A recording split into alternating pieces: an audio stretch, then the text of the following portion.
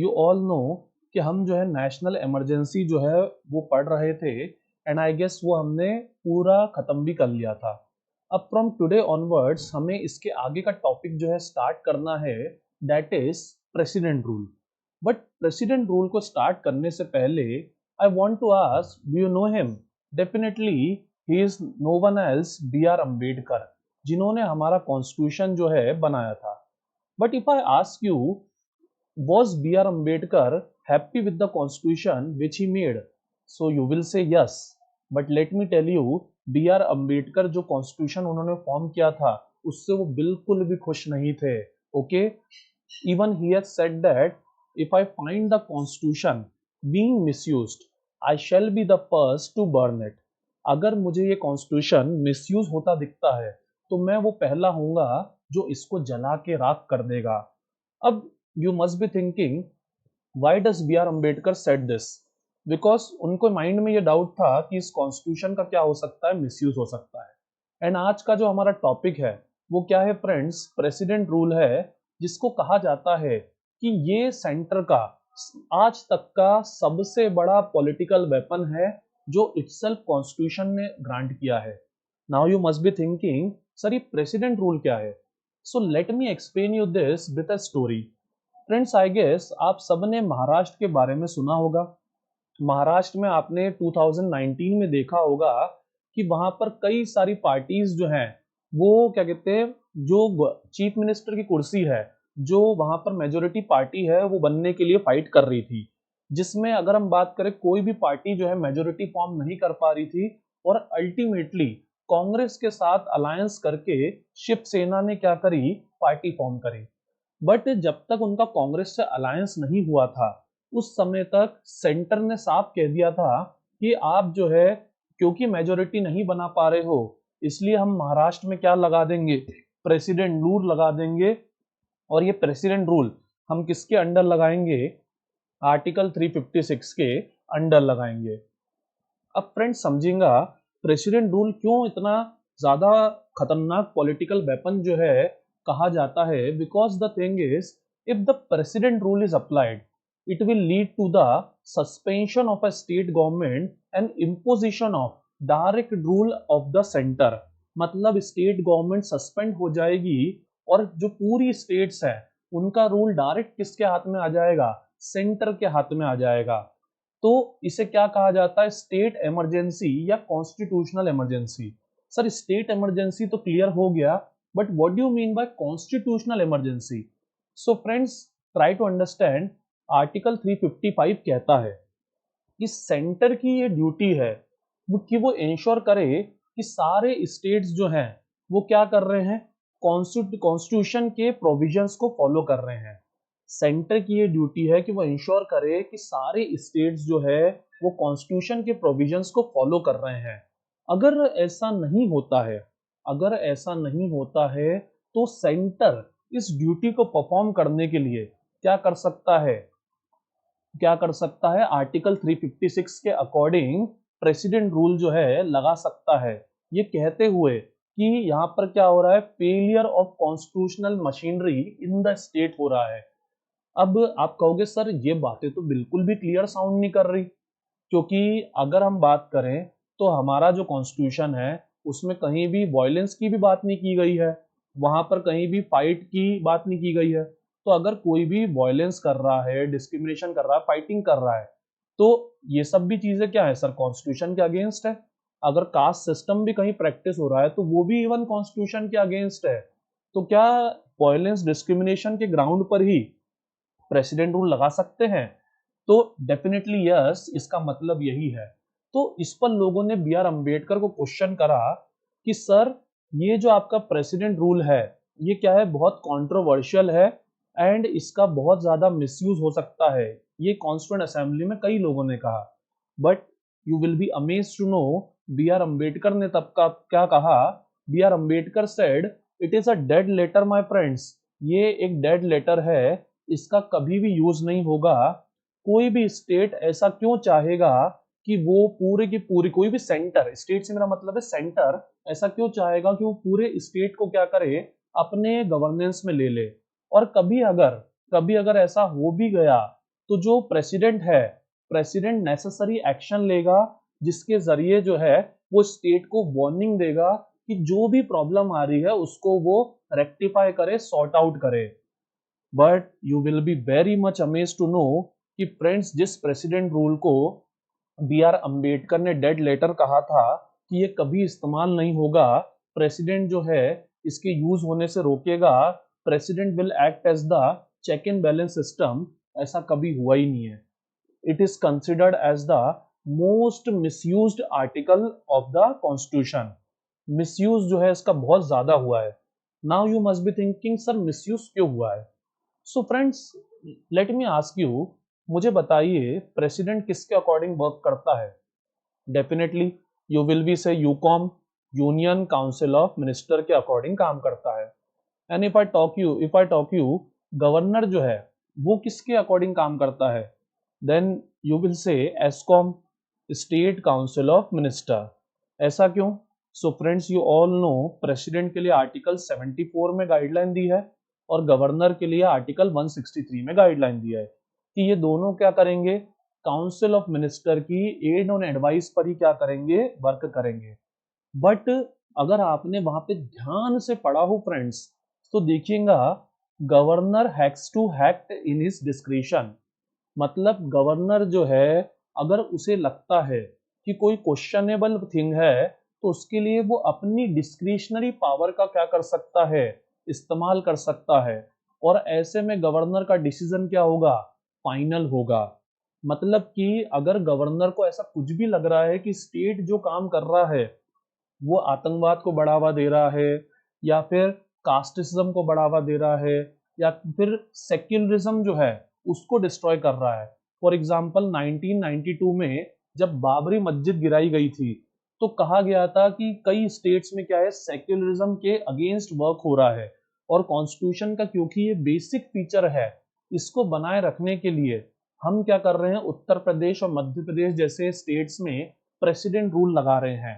तो यहाँ पर गवर्नर ने क्या करा, एडवाइस दी कि स्टेट गवर्नमेंट्स जो हैं वो कॉन्स्टिट्यूशनली स्टेट्स को रन नहीं कर पा रही है।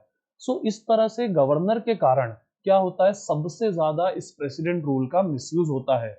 And you will be very much amazed to know कि इसका सबसे ज्यादा मिसयूज तो फ्रेंड्स दो बार हुआ है, 1977 एंड 1980 में। इफ आई आस्क यू 1977 में फ्रेंड्स किसकी गवर्नमेंट थी? यू ऑल विल से 1977 में सर मोरारजी देसाई की गवर्नमेंट थी, जैसा आपने लास्ट लेक्चर में एक्सप्लेन करा है। सो फ्रेंड्स मोरारजी देसाई की जब पार्टी ने गवर्नमेंट फॉर्म करी थी ये वो फर्स्ट टाइम था जब किसी नॉन कांग्रेस पार्टी ने गवर्नमेंट बना ली थी। तो उन्होंने जैसे ये करा उन्होंने सबसे पहला एक्शंस क्या लिया, 9 स्टेट्स जहां पर कांग्रेस की गवर्नमेंट थी उसे हटा दिया और हटाकर क्या कहा कि हम प्रेसिडेंट रूल लगा रहे हैं क्योंकि ये जो गवर्नमेंट है ये स्टेट्स में गवर्नमेंट कॉन्स्टिट्यूशनली नहीं रन कर रही है।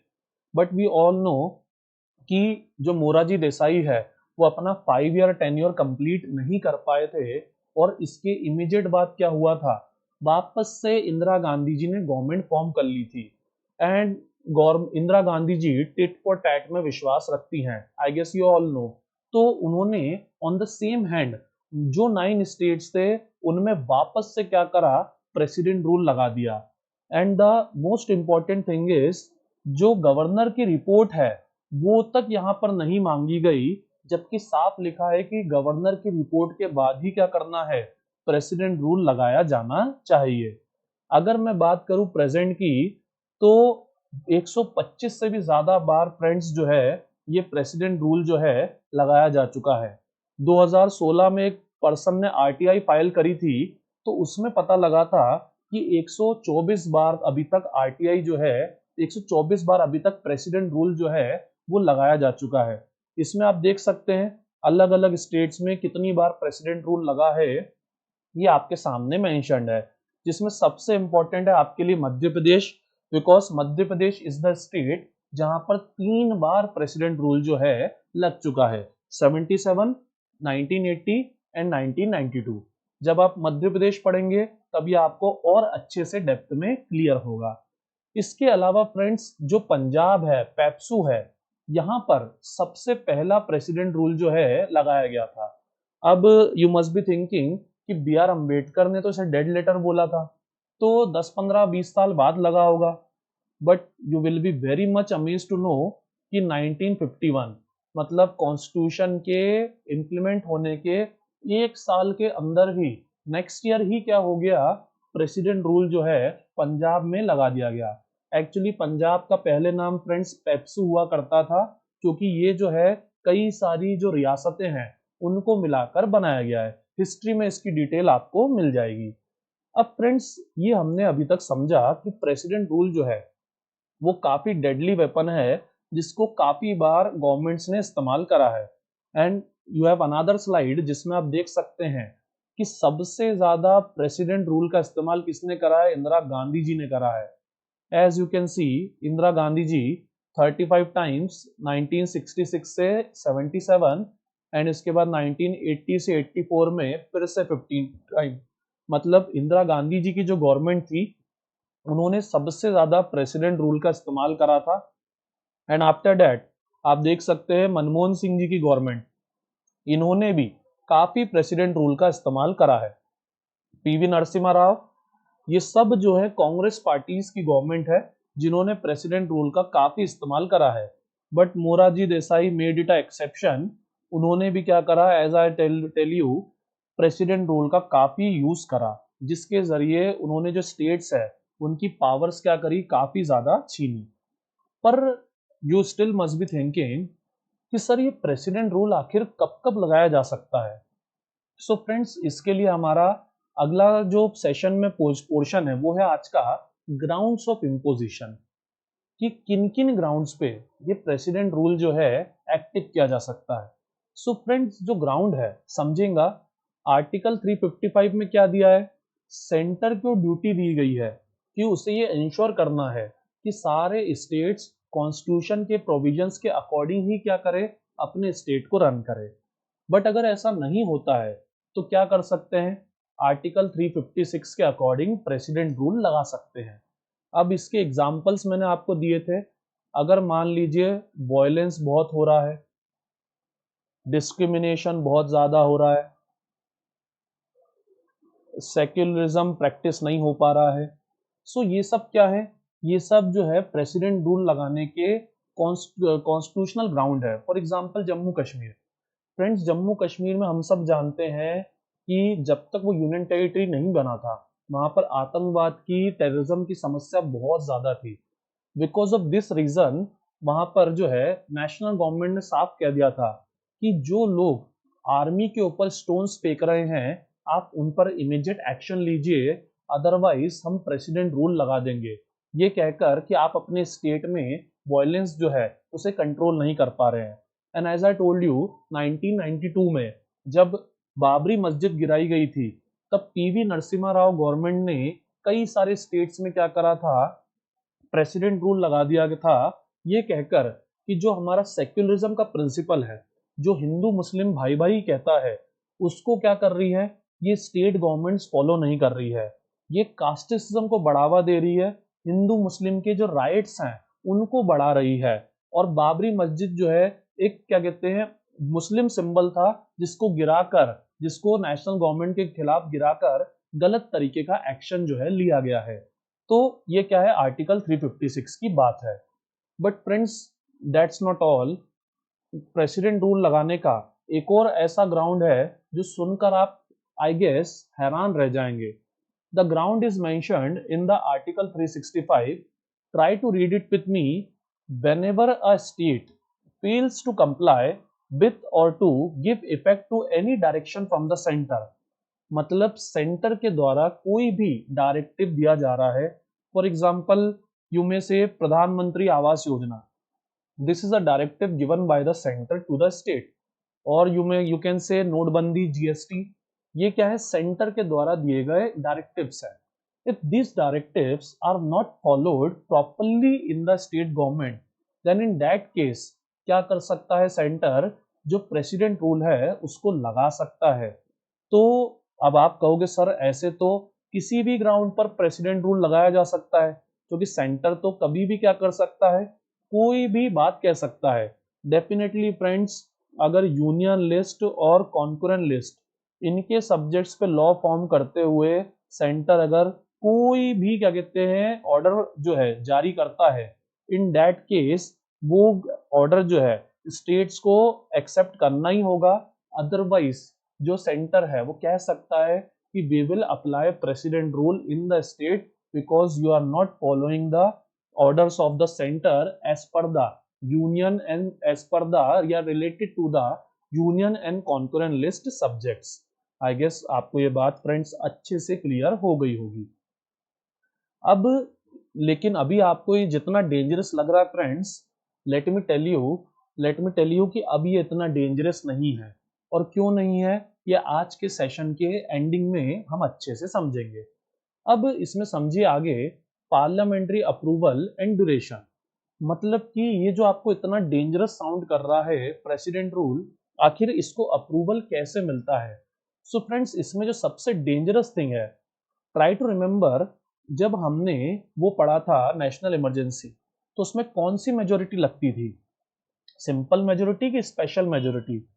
Definitely you all must know, constitution की स्टार्टिंग में तो सिंपल था, पर बाद में क्या कर दिया गया था फ्रेंड्स, बाद में स्पेशल मेजोरिटी कर दिया गया था। बट प्रेसिडेंट रूल लगाने के लिए पार्लियामेंट से क्या चाहिए फ्रेंड्स, आज भी सिंपल मेजोरिटी ही चाहिए। एंड जो प्रेसिडेंट रूल है, ऑब्वियसली प्रेसिडेंट रूल कौन लगाएगा। सो नेशनल इमरजेंसी आप पढ़ चुके हैं तो आई गेस आप सबको क्लियर होगा कि जो प्रेसिडेंट रूल है वो कौन लगाएगा, पार्लियामेंट ही लगाएगी। बट पार्लियामेंट क्या करेगी, एडवाइस देगी उसको प्रोक्लेम करने का। प्रोक्लेम का Hindi word I think I should tell you, घोषणा। घोषणा कौन करेगा, प्रेसिडेंट करेगा। तो पार्लियामेंट के ऑर्डर्स पे प्रेसिडेंट रूल लगता है, बट इसकी प्रोक्लेमेशन, घोषणा कौन करते हैं, प्रेसिडेंट करते हैं। अब इसमें अगर मैं बात करूं तो अभी भी ये चीज कंफ्यूजिंग साउंड कर रही होगी, तो let me tell you straight. Parliament क्या करती है फ्रेंड्स, पार्लियामेंट जो है वो 2 मंथ्स में क्या करती है, परमिशन देती है, ठीक है। गवर्नमेंट क्या करती है, COM, काउंसिल ऑफ मिनिस्टर क्या करती है, रिकमेंड करती है। और प्रेसिडेंट क्या करते हैं, प्रेसिडेंट जो है प्रोक्लेम करते हैं, घोषणा करते हैं। सो इसका मतलब ये है कि जैसे मान लो प्रेसिडेंट रूल लगाना है, तो काउंसिल ऑफ मिनिस्टर क्या करेगी, सबसे पहले प्रेसिडेंट को रिकमेंड करेगी कि आप क्या करें, आप प्रेसिडेंट रूल लगा दें। और जैसे ही प्रेसिडेंट रूल लगेगा वैसे ही काउंटडाउन स्टार्ट हो जाएगा, कितने टाइम का, 2 मंथ्स का। 2 मंथ्स में पार्लियामेंट से इसे क्या कराना पड़ेगा, अप्रूव कराना पड़ेगा। अगर ये अप्रूव नहीं हुआ तो ये क्या हो जाएगा फ्रेंड्स, कैंसल आउट हो जाएगा। आई गेस आपको काफी अच्छे से क्लियर होगा, क्योंकि ये हम पूरा का पूरा अच्छे से नेशनल इमरजेंसी में क्लियर आउट कर सकते हैं। अब इसका बाद जो है, इसका टाइम पीरियड क्या है। सो फ्रेंड्स, इसका टाइम पीरियड है 6 मंथ्स। अब it is nothing to be discussed, national emergency का भी टाइम पीरियड कितना था, 6 मंथ्स था। अब लेकिन अगर 6 मंथ के बाद भी एक्सटेंड करना है तब क्या। अब friends, try to understand very carefully. अगर आप इसको अच्छे समझना चाहते हैं तो आपको समझना होगा जम्मू कश्मीर और पंजाब को।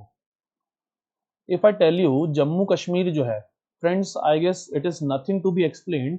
जम्मू कश्मीर में जो सिचुएशन है कई बार कितनी ज्यादा डेंजरस हो जाती है, वी ऑल नो। वहाँ कई बार टेररिज्म या राइट्स का प्रॉब्लम इतना बढ़ जाता है कि स्टेट गवर्नमेंट जो है वो कंट्रोल ही नहीं कर पाती है। और इसके अलावा अगर मैं बात करता हूँ पंजाब की, so friends, if I talk about Indira Gandhi, Indira Gandhi the prime minister of India till 1984। Do you no 1984 में क्या हुआ था उनके साथ। सो फ्रेंड्स, 1984 में जो इंदिरा गांधी जी हैं, उन्होंने जो गोल्डन टेम्पल था वहां पर आर्मी भेज दी थी। और वहां पर आर्मी भेजकर उन्होंने जो कर्नल मृणाल सिंह वाला है, नाम थोड़ा सा मिस हो सकता है, इनको जो है मारने के लिए जो आर्मी है बकायदा जो है अमृतसर में के मंदिर में भेज दी थी। और मंदिर में पूरी गोलियां चली थी और जो गोल्डन टेम्पल है वो छन्नी छन्नी कर दिया गया था। एंड ऑल्सो जो आर्मी मंदिर में गई थी वो जूते पहन के गई थी। And this was the thing which hurt the feeling of Punjab people at that time a lot. तो पंजाब के जो लोग हैं वो इससे बहुत ज्यादा हर्ट हो गए थे। जिसके कारण पंजाब की जो लॉ एंड ऑर्डर कंडीशन है वो पूरी तरह से डिस्ट्रॉय हो गई थी। सो अब अगर उस टाइम हम बात करें तो उस टाइम इलेक्शन जो है वो कराना नियर अबाउट इम्पॉसिबल लग रहा था, क्योंकि राइट्स का माहौल था, लोग शांति नहीं हो रहे थे। तो ऐसी सिचुएशन जो होती है इसमें क्या होता है, प्रेसिडेंट रूल एक्सटेंड होता है। अब try to understand president rule extend करने का जो बेसिक ग्राउंड होता है वो ये होता है कि मान लीजिए 6 महीने बाद भी लॉ एंड ऑर्डर जो है वहां पे सही नहीं चल रहा है। मतलब कि वहां पर क्या हो रहा है फ्रेंड्स, वहां पर फ्री एंड फेयर इलेक्शंस जो है वो कराने की सिचुएशन ही नहीं है। गवर्नमेंट जो है वो फ्री एंड फेयर इलेक्शंस कराने की हालत में ही नहीं है। तो ऐसे में क्या होता है, प्रेसिडेंट रूल एक्सटेंड हो जाता है।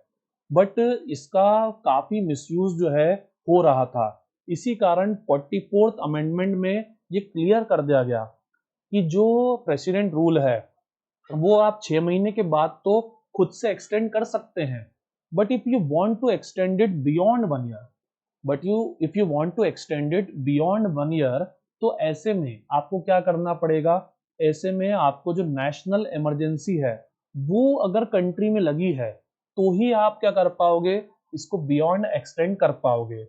अदर देन दैट, या फिर अगर ऐसा नहीं तो इलेक्शन कमीशन अगर ये कह देता है कि जो स्टेट है वहां पर क्या कर प्रॉब्लम है, इतनी प्रॉब्लम है कि फ्री और फेयर इलेक्शंस करा ही नहीं जा सकते, तो ये जरूरी है, तो ये जरूरी है कि क्या करा जाए, प्रेसिडेंट रूल को एक्सटेंड करा जाए। मतलब कि what I am trying to explain friends, try to listen very carefully. President rule कितने समय के लिए लगेगा, 6 महीने के लिए। 6 महीने के बाद वापस क्या हो सकता है, 6 महीने के लिए एक्सटेंड हो सकता है, क्योंकि लॉ एंड ऑर्डर अच्छा नहीं है।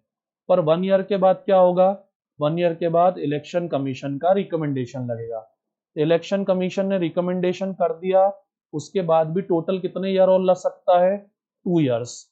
2 ईयर्स टोटल कितने हो जाएंगे, टोटल 3 ईयर्स। इसके बाद प्रेसिडेंट रूल कंटिन्यू नहीं हो पाएगा, इसके बाद जो है कंटिन्यू नहीं हो पाएगा। But if you are studying the things in detail तो आपको पता पड़ेगा कि जो जम्मू कश्मीर और पंजाब है वहां ऐसा नहीं है दोस्तों। जम्मू कश्मीर में देखिए 3,500 दिन, मतलब नियर अबाउट यू कैन से 10 ईयर्स टोटल प्रेसिडेंट रूल जो है वो रहा है।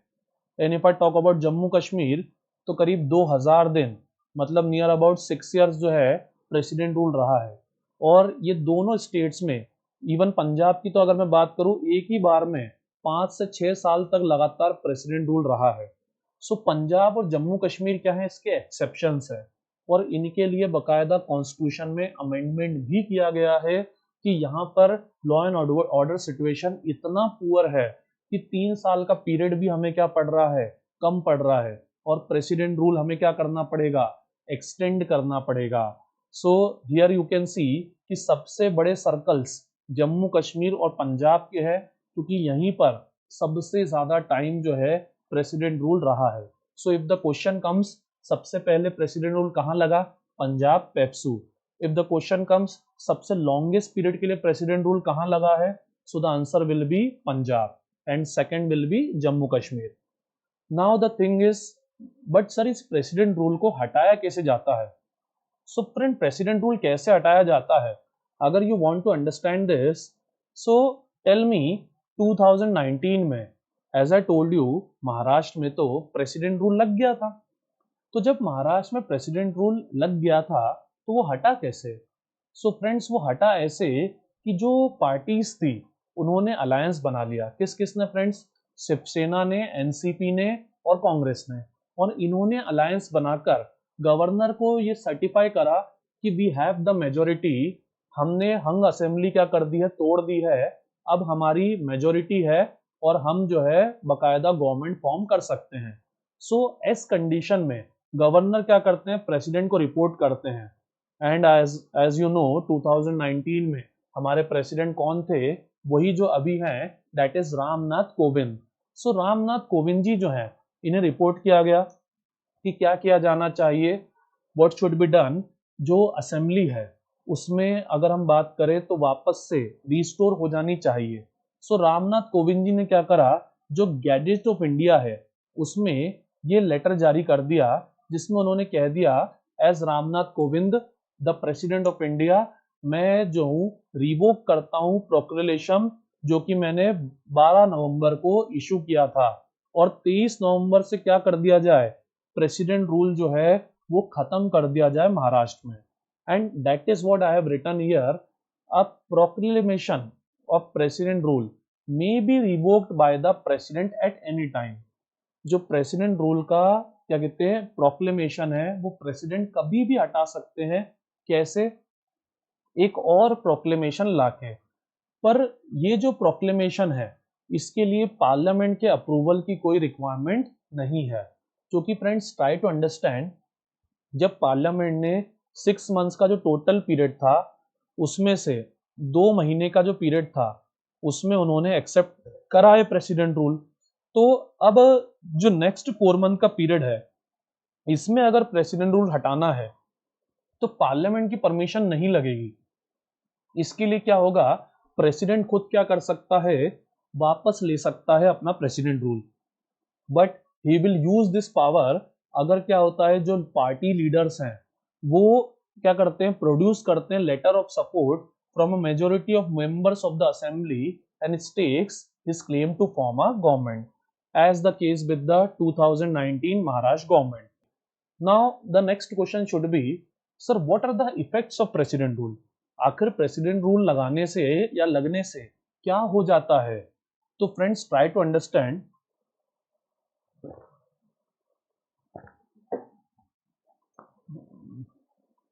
If I talk about the effects of president rule, मुझे बताइए what does president rule mean? I guess you all have understood कि प्रेसिडेंट रूल का मीनिंग होता है कि जो स्टेट है वो क्या करेंगी, उसका जो पूरा पावर है वो किसके हैंड में चला जाएगा, सेंटर के हैंड में। सो स्टेट का पावर सेंटर के हैंड में चला जाएगा, मतलब जो स्टेट गवर्नमेंट है वो क्या हो जाएगी, पावरलेस हो जाएगी। मतलब चीफ मिनिस्टर और काउंसिल ऑफ मिनिस्टर क्या हो जाएंगे, पावरलेस हो जाएंगे। उनकी सारी पावर्स जो हैं वो कौन यूज करेगा, वो president and prime minister and इस काउंसिल ऑफ मिनिस्टर्स के अकॉर्डिंग यूज होगी। That is what written here, the president may assume to himself all or any functions of government of state and all or any of the powers vested in governor or any body or authority in the state other than legislature of state and of high court. The president dismisses the council of minister headed by CM। मतलब president council of minister को ही क्या कर देंगे, state की dismiss कर देंगे, and run state administration with help of governor और advisers as he think fit. मतलब कि जो प्रेसिडेंट रूल है उसमें एक्चुअली स्टेट को रन कौन करेगा, that will be run by governor and his advisers. इसीलिए कहा जाता है कि अगर प्रेसिडेंट रूल जो है वो लग गया है सो सारी पावर्स एक्चुअली में कौन यूज करने वाला है, फिर गवर्नर यूज करने वाले हैं। If we talk about finance, sir what about finance? So friends financial resources जो होते हैं वो सारे के सारे सेम रहेंगे। मतलब स्टेट और सेंटर के बीच में जो फाइनेंस का डिस्ट्रीब्यूशन है उसमें कोई चेंज नहीं होगा। सैलरीज जो दी जा रही है स्टेट गवर्नमेंट एम्प्लॉयज को, सेंटर गवर्नमेंट एम्प्लॉयज को, उसमें कोई चेंज नहीं होगा। But the main change which I am very much concern about is with the legislature. अगर हम लेजिस्लेचर की बात करें सो फ्रेंड्स विधानसभा जो है वो क्या हो जाएंगी, डिसॉल्व हो जाएंगी। On imposition of president rule, president either suspend or dissolve the legislature of state and declare that the power of legislature of state shall be vested with parliament. मतलब कि जो स्टेट की पावर्स है वो पूरी किसके पास चली जाएंगी फ्रेंड्स, पार्लियामेंट के पास चली जाएंगी। What do I mean?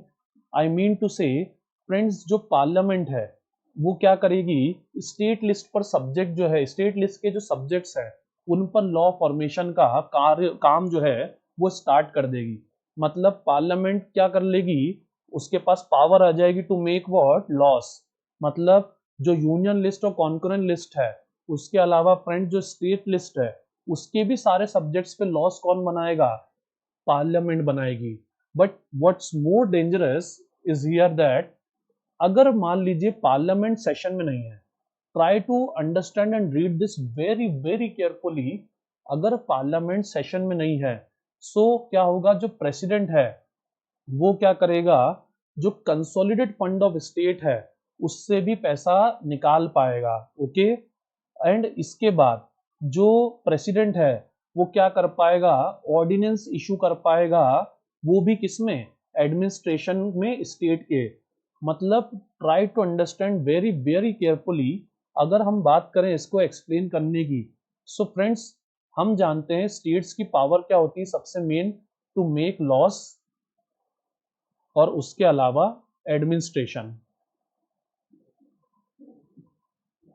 Administration किससे related, I guess you all know कि स्टेट लिट से रिलेटेड सब्जेक्ट्स का एडमिनिस्ट्रेशन। लेकिन अगर प्रेसिडेंट रूल आ गया है तो ये पावर्स किसके पास चली जाएंगी, ये पावर्स पार्लियामेंट के पास आ जाएंगी। मतलब these powers will be utilised by parliament.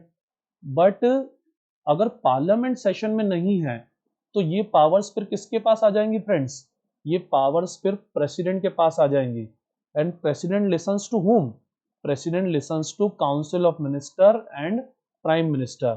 But if I ask you, parliament friends क्या है, पार्लियामेंट एक लेजिस्लेटिव बॉडी है और प्रेसिडेंट एक क्या है, एग्जीक्यूटिव बॉडी है।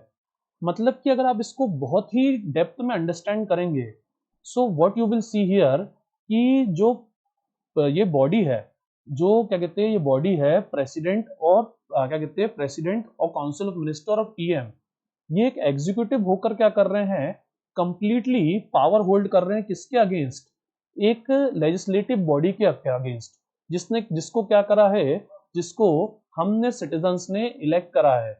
मतलब कि ये प्रेसिडेंट रूल डेप्थ में समझिए फ्रेंड्स, इतना डेंजरस है कि ये सिटीजन्स के द्वारा जो डायरेक्टली इलेक्टेड लेजिस्लेटिव असेंबलीज है उनको कंप्लीटली क्या कर देता है, पावरलेस कर देता है, और जो प्रेसिडेंट है उसको पावर दे देता है। बट नथिंग टू वरी, इस डेंजरस प्रिंसिपल की पावर्स जो हैं क्या कर दी गई है फ्रेंड्स, कैंसल आउट कर दी गई है। किसके द्वारा, एसआर बोमई केस के द्वारा। एसआर बोमई केस जो है, it is a landmark judgement for the president rule. जिस तरह से बेसिक स्ट्रक्चर डॉक्ट्राइन के लिए केशवानंद भारती केस जो है लैंडमार्क जजमेंट था, उसी तरह फ्रेंड्स एसआर बोमई केस जो है वो लैंडमार्क जजमेंट कहा जाता है, किसके लिए, प्रेसिडेंट रूल के लिए। इसमें जितने भी कंट्रोवर्शियल एस्पेक्ट थे, जिन पर लगता था कि प्रेसिडेंट रूल नहीं बनाया जाना चाहिए पर बनाया जा रहा है, वो सारे कंट्रोवर्शियल जो ऑप्शंस है नलीफाई कर दी गए हैं। फॉर एग्जांपल, प्रेसिडेंट रूल का लगातार क्या होगा, जुडिशियल रिव्यू होगा। मतलब अगर प्रेसिडेंट रूल गलत कारणों से लगाया गया है, so in that case judiciary will have the power to review कि प्रेसिडेंट रूल सही है कि नहीं है। इसके अलावा जब भी प्रेसिडेंट रूल लगाता है सेंटर, अब से उसे बताना पड़ेगा एग्जैक्टली रिलेवेंट फॉर्म में कि प्रेसिडेंट रूल क्यों लगा रहे हैं। अब शिवराज जी के कुछ फॉलोअर्स ने अगर किसी को पीट दिया है 2020 में, तो उस पर प्रेसिडेंट रूल नहीं लगेगा, क्योंकि ये क्या नहीं है, ये एक रिलेवेंट मैटर नहीं है।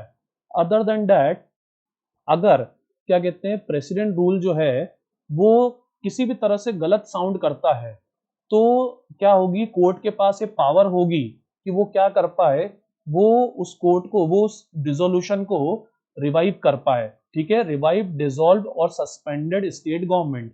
And it's example is Uttarakhand. Uttarakhand में जो हरीश रावत जी की गवर्नमेंट थी, उनके ऊपर जो प्रेसिडेंट रूल लगाया था, वो क्या कहते हैं केएम जोसेफ जी जो थे, उनके द्वारा रिवाइव कर लिया गया था। Other than that, state assembly dissolve नहीं करी जा सकती बिफोर अप्रूवल ऑफ पार्लियामेंट। मतलब अगर आपको प्रेसिडेंट रूल में स्टेट असेंबली डिसॉल्व करना पड़ रही है, तो आपको पार्लियामेंट का अप्रूवल लेना पड़ेगा।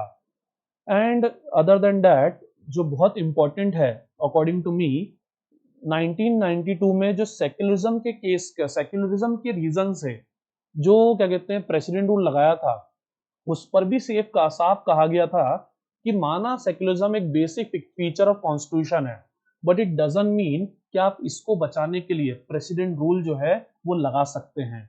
द नेक्स्ट इज, अगर मिनिस्टर ऑफ स्टेट रिजाइन कर देते हैं तो भी, मान लीजिए, मतलब वो कहना ये चाह रहे हैं, I think I should explain this in a easy way to you, कि मान लीजिए जो स्टेट है वहां पर किसी के पास मेजोरिटी गवर्नमेंट नहीं है, तो ये कंडीशन लगाई गई इस बोमई केस में कि इन that case also what the state should do, उन्हें एटलीस्ट गवर्नर को इन्फॉर्म करके एक प्रॉपर फ्लोर टेस्ट जो है वो कराना चाहिए, जिसमें ये एंश्योर हो जाए कि किसी के पास भी क्या नहीं है, मेजोरिटी नहीं है। जस्ट अगर कोई इन्फॉर्म कर देता है कि मेजोरिटी नहीं है उनके पास, आप वहां पर प्रेसिडेंट रूल लगा दीजिए, तो ऐसा नहीं होगा।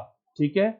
And last but not the least, कि जो सुप्रीम कोर्ट है उसने ये साफ कह दिया है कि ये एक एक्सेप्शनल पावर है जिसका यूज बहुत रेयर स्टेटस में होना चाहिए, जनरल लेवल पे नहीं होना चाहिए।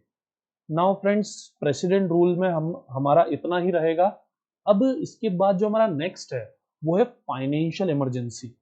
अब लेकिन उसको समझने के लिए मैं आपके सामने एक स्लाइड रखा हूं। So friends, try to understand. मुझे बताइए, इंडिया एक कैसी कंट्री है? इंडिया में इंपोर्ट ज्यादा होता है कि एक्सपोर्ट ज्यादा होता है? मतलब इंडिया में हम चीजें खरीदते ज्यादा हैं कि बेचते ज्यादा हैं? वी बाय थिंग्स और we sell things.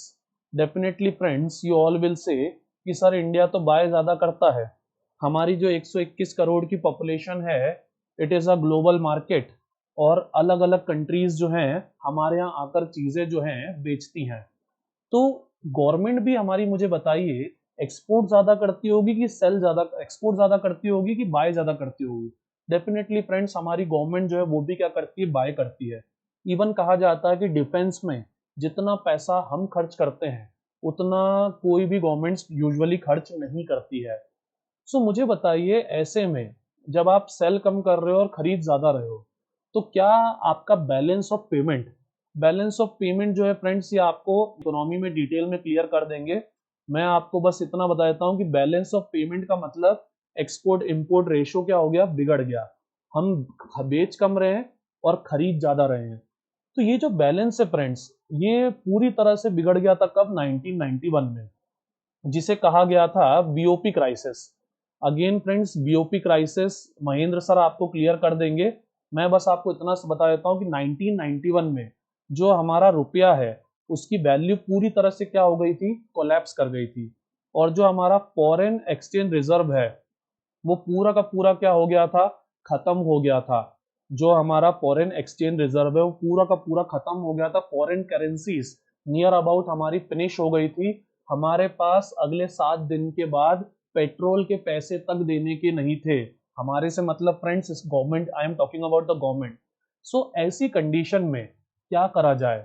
And if I tell you in detail, उस समय जैसे अगर घर की स्थिति खराब हो फ्रेंड्स, तो what does the women of house do?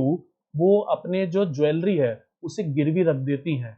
तो 1991 was a very poor day for India, क्योंकि पूरी ये poor year for India, because उस टाइम जो फाइनेंस मिनिस्टर हैं उन्हें तक ये कहा जा रहा था कि जो इंडिया का जो गोल्ड है उसे आप फॉरेन कंट्रीज में गिरवी रख दीजिए और थोड़ी फॉरेन करेंसी ले लीजिए। इतनी बुरी नौबत जो है आ गई थी। अब ऐसे में फ्रेंड्स, जब रिसेशन आता है तो बताइए मुझे क्या करना चाहिए?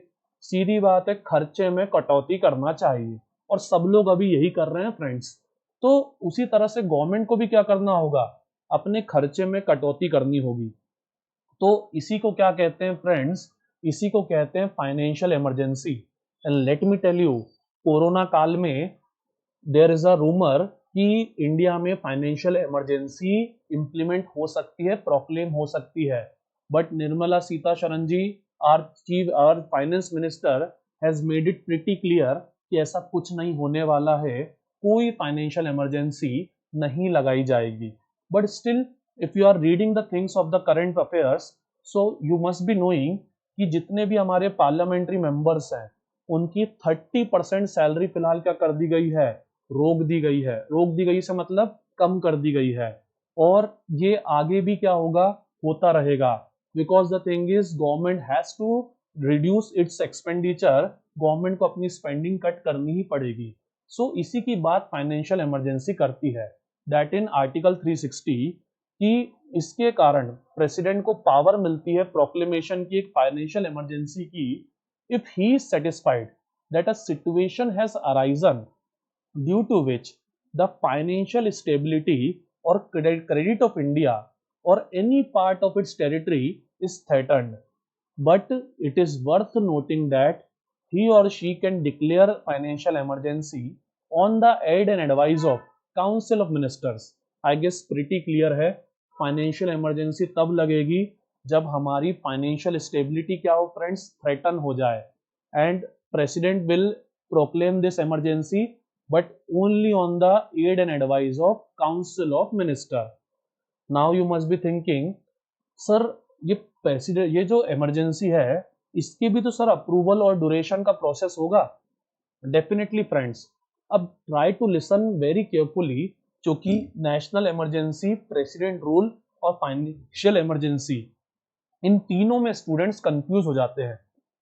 And if you want to avoid the confusion, so जो मैंने नेशनल इमरजेंसी के लेक्चर में हिस्ट्री बताई थी friends, if you want to avoid the confusion, तो मैंने नेशनल इमरजेंसी के लेक्चर में जो हिस्ट्री बताई थी उस हिस्ट्री को आप बाय हार्ट याद रखें, क्योंकि उसी से आपके कंफ्यूजन्स क्लियर होंगे.